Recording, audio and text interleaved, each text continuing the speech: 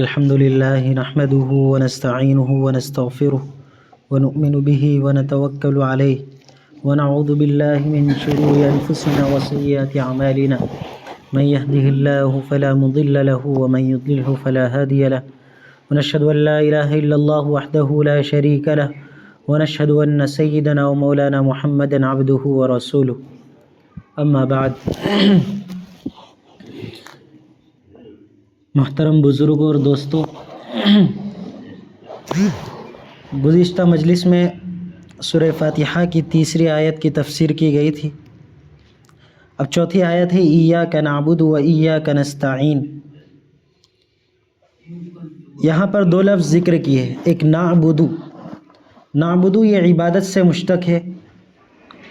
اس کا معنی ہوتا ہے کہ انتہائی محبت اور تعظیم کے ساتھ کسی کے سامنے اپنی عاجزی کو بیان کرنا، اپنی عاجزی کو ظاہر کرنا، یہ عبادت کے معنی ہے۔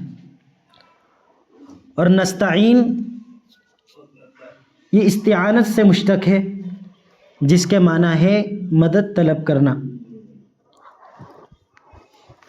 تو یہاں پر ایاک نعبد و ایاک نستعین کے معنی ہوئے کہ اللہ ہم تیری ہی عبادت کرتے ہیں اور تجھی ہی سے مدد طلب کرتے ہیں۔ دیکھیں، انسان کے اوپر تین حالات گزرتے، ماضی، مستقبل اور حال۔ انگلش میں اسے کہتے ہیں پریزنٹ ٹینس، پاسٹ ٹینس اور فیوچر ٹینس۔ تو تین حالت انسان کے اوپر گزرتی ہے۔ تو سورہ فاتحہ کی پہلی تین آیتوں میں سے الحمدللہ رب العالمین اور الرحمن الرحیم میں انسان کو یہ بتلا دیا گیا کہ وہ ہر حال میں اللہ تبارک و تعالیٰ کا محتاج ہے۔ کہ ماضی میں کس طرح محتاج ہے کہ شروع میں وہ کچھ نہیں تھا، اللہ تبارک و تعالیٰ نے اس کو نابود سے بود بنایا۔ کیا مطلب؟ کہ پہلے وہ کچھ نہیں تھا، پھر اللہ تبارک و تعالیٰ نے اس کو انسان بنایا، بہترین صورت عطا فرمائی، اور اس کو کائنات کی مخلوقات میں سے عقل اور شعور دیا۔ یہ ماضی میں ہوا۔ اور حال میں اللہ تبارک و تعالیٰ کا محتاج اس طرح ہے کہ اللہ تبارک و تعالیٰ اس کی پرورش کر رہا ہے، اس کو پال رہا ہے، ابھی جو زمانہ چل رہا ہے اس کے اندر۔ اور مالک یوم الدین میں اللہ تبارک و تعالیٰ نے بتلا دیا کہ مستقبل میں بھی وہ اللہ تبارک و تعالیٰ کا محتاج ہے، کہ روز جزا کے دن اللہ تبارک و تعالیٰ کے سوا کوئی مدد کرنے والا نہیں ہے۔ وہاں تو ہر ایک دوسرے سے بھاگے گا۔ یوم یفر المرء من اخیہ و امہ و ابیہ و صاحبتہ و بنیہ، کہ بھائی بھائی سے بھاگے گا، شوہر اپنی بیوی سے بھاگے گا، بیٹا اپنے باپ سے بھاگے گا۔ اس طرح وہاں افراتفری کا عالم ہوگا۔ تو وہاں پر اللہ کے سوا کوئی مدد کرنے والا نہیں ہے۔ تو پتہ کیا چلا کہ ہر حالت میں انسان اللہ تبارک و تعالیٰ کا محتاج ہے۔ جب ہمیں یہ بات پتہ چل گئی کہ ہر حالت میں انسان اللہ تبارک و تعالیٰ کا محتاج ہے، تو عقل اور طبیعت کا تقاضا یہ ہے کہ اسی کی عبادت کی جائے۔ اوپر کیا بیان کیا گیا عبادت کے معنی؟ کہ انتہائی تعظیم اور محبت کے ساتھ کسی کے سامنے اپنی عاجزی کو ظاہر کرنا۔ اور بندہ عاجز ہے، بندے سے کچھ نہیں ہوتا ہے۔ کس کے سامنے عاجزی ظاہر کر سکتا ہے؟ صرف اللہ تبارک و تعالیٰ کے سامنے۔ تو عبادت کے لائق کون ہوا؟ ایک اللہ رب العزت کی ذات صرف عبادت کے لائق ہوئی۔ اب دیکھیے، یہاں پر ایک بات اور قابل ذکر ہے کہ اللہ تبارک و تعالیٰ نے یہ تو بیان فرمایا نستعین، کہ مدد طلب کرتے ہیں ہم، اللہ تبارک و تعالیٰ تجھ ہی سے مدد طلب کرتے ہیں، یہاں پر یہ ذکر کیا گیا۔ لیکن کس چیز کے بارے میں مدد طلب کرتے ہیں اس کا ذکر نہیں کیا۔ مفسرین نے اس کا جواب دیا ہے کہ یہاں پر عمومیت کو ظاہر کرنے کے لیے کسی خاص چیز کا ذکر نہیں کیا، کہ ہر حالت میں، ہر وقت، ہر کام میں، چاہے دنیاوی ہو یا دینی ہو، اپنے ہر مقصد میں ہم اللہ تبارک و تعالیٰ سے مدد طلب کرتے ہیں، یہاں تک کہ ہم اپنی عبادت میں بھی اللہ تبارک و تعالیٰ سے مدد طلب کرتے ہیں۔ اب جب ہم اللہ تبارک و تعالیٰ سے مدد طلب کرتے ہیں تو عبادت میں بھی اللہ تبارک و تعالیٰ سے مدد طلب کرنا ہے۔ اب عبادت کو ہم آج کل کیا سمجھتے ہیں کہ عبادت کس چیز کا نام ہے؟ نماز اور روزے کا، صرف یہی سمجھتے ہیں عام مسلمان کہ نماز روزے کا نام عبادت ہے، دوسری کوئی چیز کا نام عبادت نہیں ہے۔ لیکن ایسا نہیں، امام غزالی رحمۃ اللہ علیہ نے عبادت کئی طرح کی ذکر فرمائی، نماز، روزہ، زکوٰۃ، حج، اللہ تبارک و تعالیٰ کا ذکر، قرآن کریم کی تلاوت، پڑوسیوں اور ساتھی کے حقوق، انسان کو اچھے کام کا حکم کرنا، بری باتوں سے روکنا، اور والدین کے ساتھ حسن سلوک کرنا، اور آخری چیز اللہ تبارک و تعالیٰ کے رسول صلی اللہ علیہ وسلم کی سنت کی اتباع کرنا۔ یہ تمام چیزیں عبادت میں شامل ہیں، تو ہمیں ان تمام چیزوں کو عبادت سمجھنا۔ اب دیکھیے، عبادت کے معنی یہ ہوئے کہ کسی دوسرے کو اللہ کے ساتھ شریک نہیں کرنا۔ ہم اللہ کی عبادت کر رہے ہیں تو اللہ کے ساتھ کسی دوسرے کو شریک نہیں کرنا ہے، عبادت کے معنی ہوئے۔ تو اب ایسی تعظیم جو صرف اللہ ہی کی ہو سکتی ہے، اللہ کے علاوہ کسی دوسرے کی اس طرح تعظیم کرنا، یہ شرک ہوگا۔ کسی سے ایسا ہی ڈرنا جیسا اللہ تبارک و تعالیٰ سے ڈرتا ہے، یہ بھی شرک ہوا۔ کسی کی ایسی ہی اطاعت کرنا جیسے اللہ تبارک و تعالیٰ کی اطاعت کرتا ہے، تو یہ بھی کیا ہو گیا؟ شرک ہو گیا۔ ایک صحابی تھے، جب مسلمان ہو گئے تو ان کی والدہ نے ان کو کہا کہ دیکھو، تم واپس سے ہمارے دین میں آ جاؤ، اگر تم ہمارے دین میں نہیں آؤ گے تو میں کھانا پینا بند کر دوں گی۔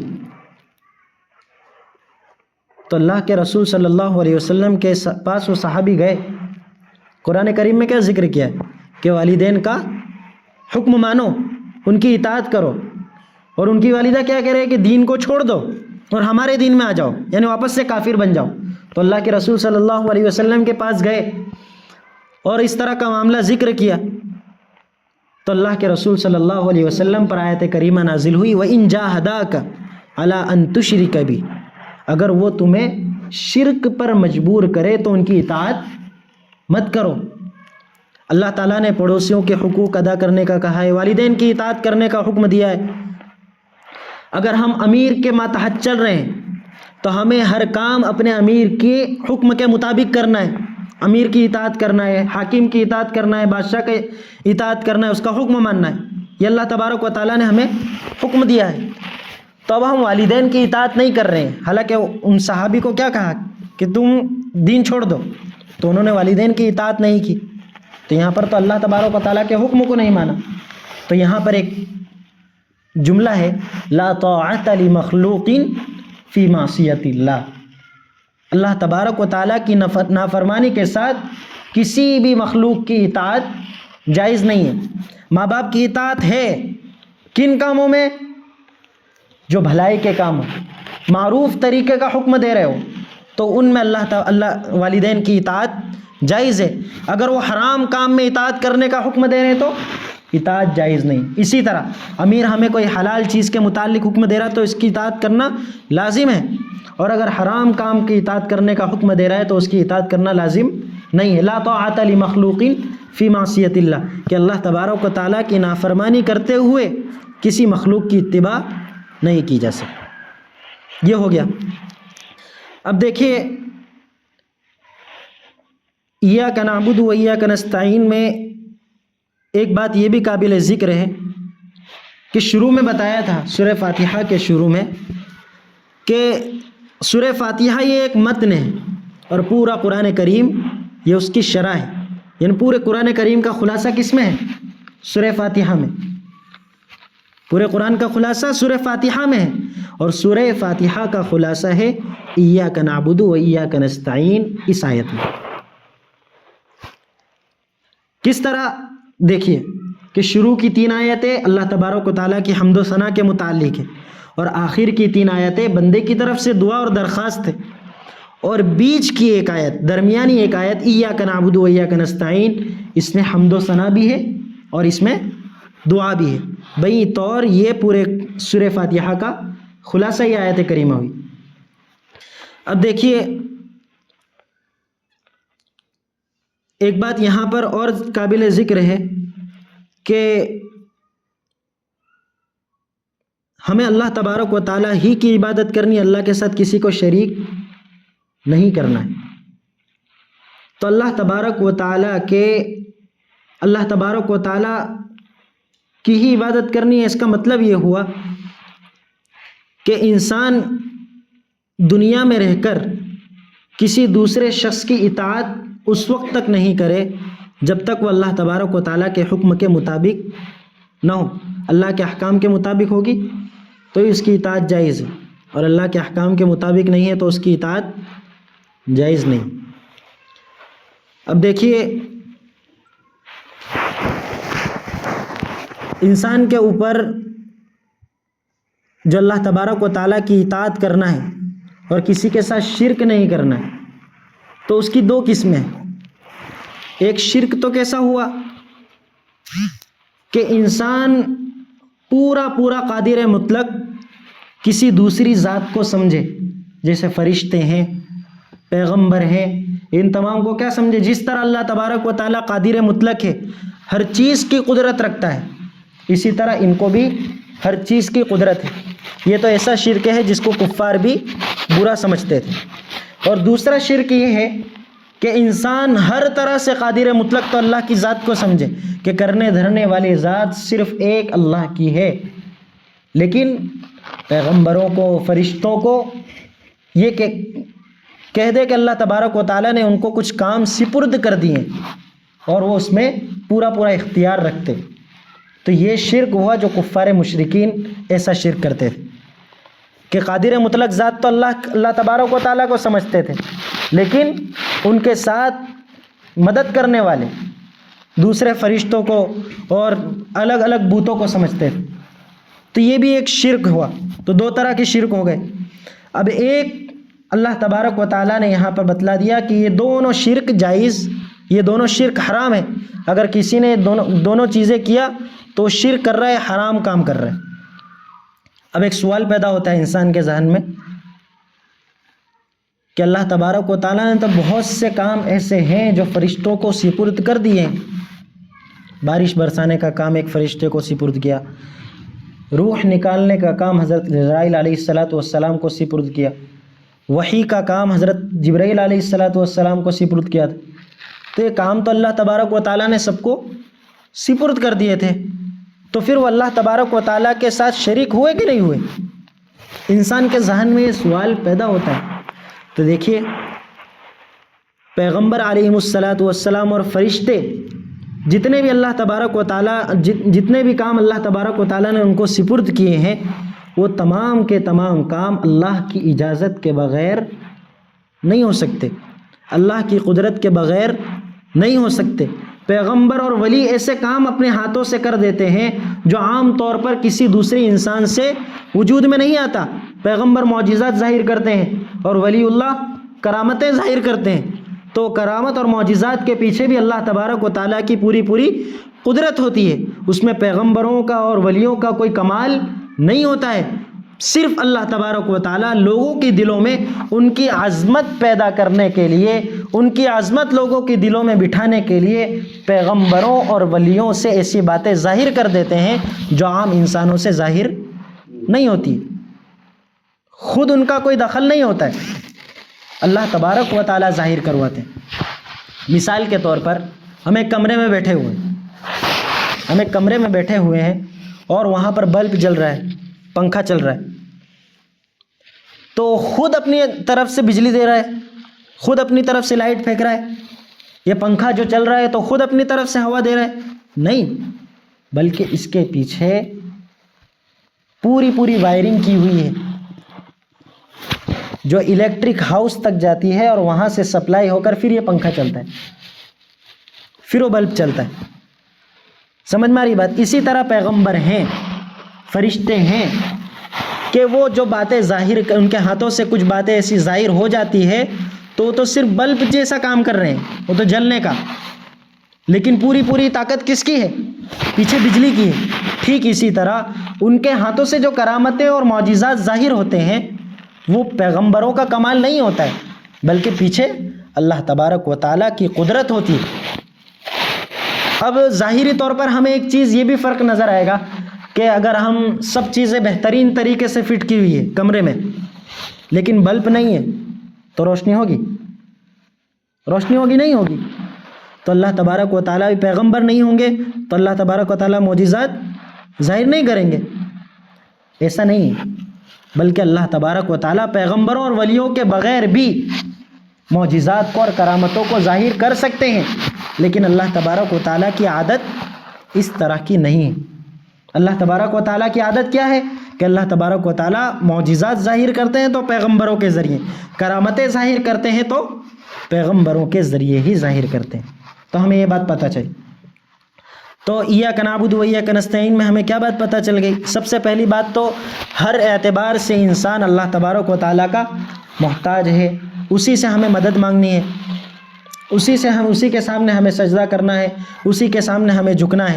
تمام کے تمام چیزیں اللہ تبارک و تعالیٰ کے لیے کرنی ہے. دوسری بات یہ معلوم پڑ گئی کہ اگر کوئی انسان دعا کر رہا ہے اور دعا میں اگر وہ اس طرح کہے کہ دعا بھی دو طرح کی ہوگی، ایک تو کیا کہے گا کہ پیغمبروں اور ولیوں کے وسیلے سے مانگے گا، پیغمبروں اور ولیوں کے وسیلے سے مانگے گا. کتنی طرح دیکھو، ایک مدد طلب کرنا دو طرح کا ہوگا. ایک مادی اسباب میں، مادی اسباب یعنی ہم دنیا میں جو کچھ بھی کام ہوتا ہے، جیسے مستری ہے، مزدور ہے تو گھر بنائے گا، اور کوئی بڑھئی ہے تو اس کا کام کرے گا، کوئی لوہار ہے تو لوہے کا کام کرے گا. اسی طرح ہر انسان ایک دوسرے کے محتاج ہے، لیکن کس میں؟ مادی چیز میں. تو ایک دوسرے سے مدد طلب کر رہے ہیں تو ہم ایاک نعبد و ایاک نستعین، ایاک نستعین ہم تجھ ہی سے مدد طلب کرتے ہیں. تو یہاں پر تو ہم ایک دوسرے انسان سے مدد طلب کر رہے ہیں کہ بھائی آپ کی مدد کی ہمیں ضرورت ہے، آپ آئیے اور ہمارا گھر بنا دیجیے، آپ ہمارے لوہے کو لے جائیے اور اس کو بہترین چیز میں ڈھال دیجیے. تو ہم کسی انسان سے مدد طلب کر رہے ہیں. تو یہ بات بتلا دی کہ بھئی یہ جو مادی اسباب میں ایک دوسرے سے انسان مدد طلب کرتا ہے وہ ایاک نستعین میں داخل نہیں ہے، وہ ایاک نستعین میں داخل نہیں ہے. دوسری چیز یہ کہ ہم کسی ولی کے ذریعے، پیغمبر کے ذریعے وسیلہ لگا کر ہم اللہ سے مانگتے ہیں، وہ بھی اس میں داخل نہیں ہے. سمجھ میں آ گئی بات؟ یہ دو چیزیں. تو ہمیں یہ دو چیزیں پتہ چل گئی کہ وسیلے سے بھی ہمیں اللہ تبارک و تعالیٰ کے، کسی پیغمبر اور ولی کے وسیلے سے بھی ہم اللہ تبارک و تعالیٰ سے مانگ سکتے ہیں. اور کیا بولتے ہیں، ہم آپس میں ایک دوسرے سے جو مدد طلب کرتے ہیں وہ ایاک نستعین کے خلاف نہیں کرتے ہیں. کہ ہم نے ایاک نستعین میں ایک وعدہ کیا تھا کہ اللہ ہم تجھ ہی سے مدد طلب کریں گے، اور ہم کسی دوسرے سے مدد طلب کر رہے ہیں تو اللہ تعالیٰ کے حکم کے خلاف کر رہے ہیں، اللہ تبارک و تعالیٰ کے ساتھ جو وعدہ کیا تھا وہ توڑ رہے ہیں. تو ایسا نہیں ہے. دو باتیں پتہ چل گئی. اب دیکھیے تیسری بات یہ ہے، ایک مخصوص مدد طلب کرنا، مخصوص مدد طلب کرنا وہ صرف اللہ تبارک و تعالیٰ کے ساتھ ہی ہونا چاہیے، کسی دوسرے انسان کے ساتھ یا کسی دوسرے لوگوں کے ساتھ نہیں ہونا چاہیے. اگر ہم کوئی جو مخصوص مدد ہے وہ اللہ تبارک و تعالیٰ کے علاوہ کسی اور سے مدد طلب کریں گے تو وہ کیا ہو جائے گا؟ شرک ہو جائے گا. جیسے ہم کہتے ہیں کوئی انسان درگاہ پہ جاتا ہے، درگاہ پہ جانے کے بعد کیا کہے کہ اے ولی میرا یہ کام نہیں ہو رہا ہے، یہ کام کر دو. پیر صاحب ہمارا یہ کام کر دو. تو کس سے مدد طلب کر رہے ہیں؟ وہ پیر صاحب سے. مدد کرنے والا تو کون ہے؟ اللہ ہے. ان سے مدد طلب کر رہے تو کیا ہو گیا؟ شرک ہو گیا. ہم ان کے وسیلے سے اللہ سے مانگ سکتے ہیں، اے اللہ ان پیر کے ذریعے سے، یہ تیرے ولی ہیں، ان کے ذریعے سے ہمارے فلاں کام کر دیجیے. انہوں نے جن نیک کام کیے ہیں ان کے نیک کام کے وسیلے سے ہمارا فلاں کام کر دے. تو یہ شرک نہیں ہوگا. بذات خود اس ولی سے مانگنا، بذات خود کسی دوسرے انسان سے مدد طلب کرنا، یہ شرک ہوگا. یہ بات سمجھ میں آ گئی کہ نعبدو میں ہمیں ہر طرح کی عبادت، انتہائی تعظیم اور محبت صرف اللہ کے ساتھ کرنی ہے. صرف اللہ کے سامنے ہم اپنی عاجزی کو ظاہر کریں گے، اللہ کے علاوہ کسی کے سامنے اپنی عاجزی کو ظاہر نہیں کریں گے. نستعین سے بات پتہ چلی کہ ہم اللہ کے سوا ایسی مخصوص چیز جو اللہ کے علاوہ کسی دوسرے سے نہیں مانگی جا سکتی ہم نہیں مانگیں گے. صرف اللہ تبارک و تعالیٰ سے ہی مانگیں گے۔ تو یہ دو وعدے ہم نے اللہ تبارک و تعالیٰ سے کر لیے کہ عبادت بھی تیری کریں گے اور مدد طلب بھی تجھ ہی سے کریں گے۔ تو ایاک نعبد و ایاک نستعین کا جو خلاصہ ہے وہ ہمیں پتہ چل گیا۔ اللہ تبارک و تعالیٰ ہم سب کو عمل کرنے کی توفیق عطا فرمائے۔